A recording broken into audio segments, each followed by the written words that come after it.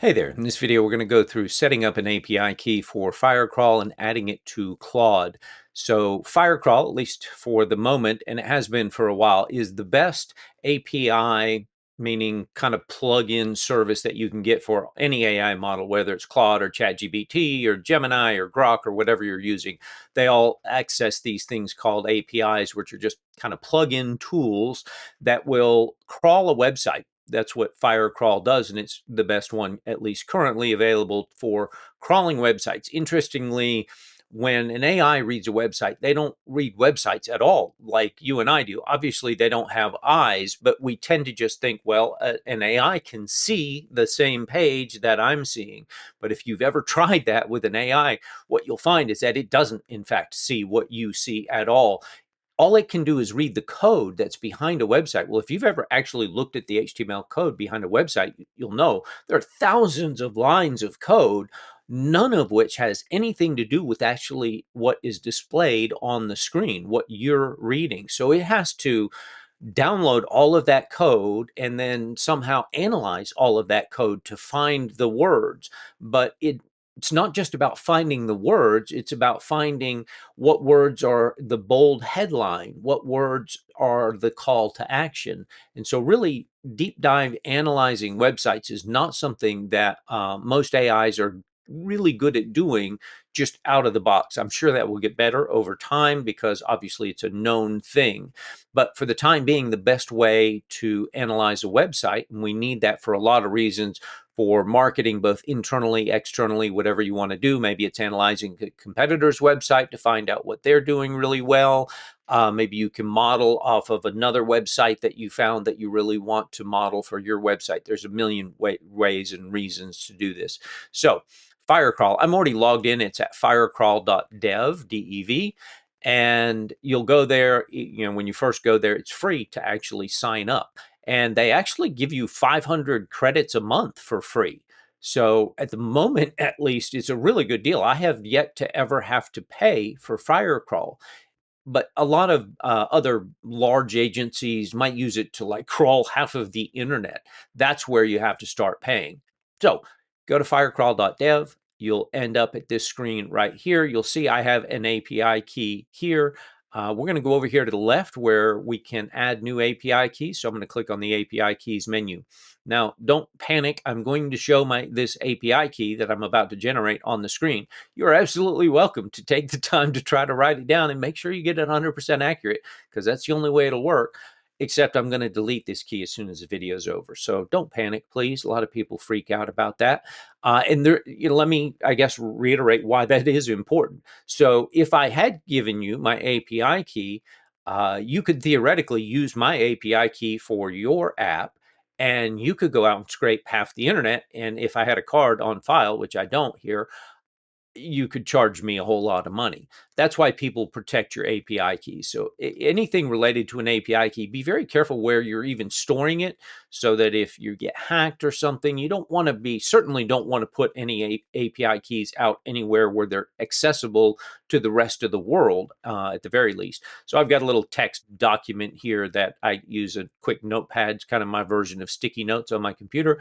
I'm going to put my API key here. So we're going to create a new API key. I'm going to call this just demo test API key and hit create.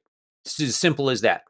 And now I have a new API key right here. You can see it even blurs out part of it so people can't, people like us who do videos, not giving away our API keys. I'm going to show this API key so we can see the whole thing. I could copy it like that, or I just click this button here, and I'm going to paste that API key in here. That's the first half. That's it. That's all you have to do for getting, at least for Firecrawl. It's nice and easy. Let's go back into Claude. I'm in the Claude Cowork section here.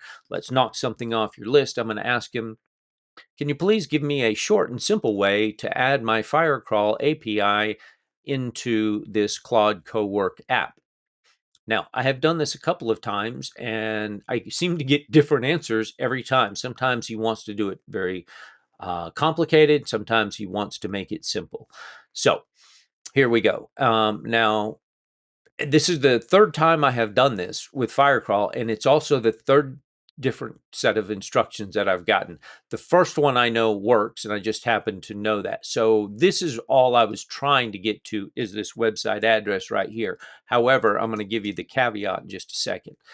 So this ends with SSE. You will notice the one I have used before that actually works ends with MCP. So I'm just going to copy this again, and I'm going to take that SSE out, and I'm not MCP. Now what I need to do is copy my key there, and I need to plug it in between these. Now I don't need both of these. I really only need the MCP. This is the one that we're going to use, but I just want you to see that was the goal. You plug in your actual key so it looks like this. This is what we need. I don't want to run it locally via npx. That's too difficult. Although if you're a terminal person and you like using terminal on your Mac, great, have at it. Here's a good way to do that. I'm going to catch him on this though. It says we don't actually have this. Do you want me to check your settings for just the right button? It's being a little overly helpful here. I don't need that much help. I'm going to show you how to do this. Hey, the last time I set up this Firecrawl API key, the URL ended with MCP, not SSE. I'm just going to ask it that question. It did do this before. I kind of already know the answer. I'm just doing this for your benefit.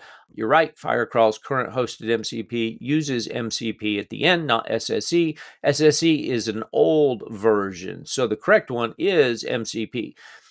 This is where I'm going to complain a little bit. This may be totally irrelevant to you by the time you're watching this video. I'm on Opus 4.7. They just updated that a few weeks ago, and there is universal outcry that Anthropic, who owns the Claude apps, really watered down their APIs, their LLMs here, the models. Opus is supposed to be the smartest, and Opus 4.6 really blew everybody out of the water. It has been the best model to use, better than ChatGPT or Grok or Gemini for at least all the stuff that we want to do.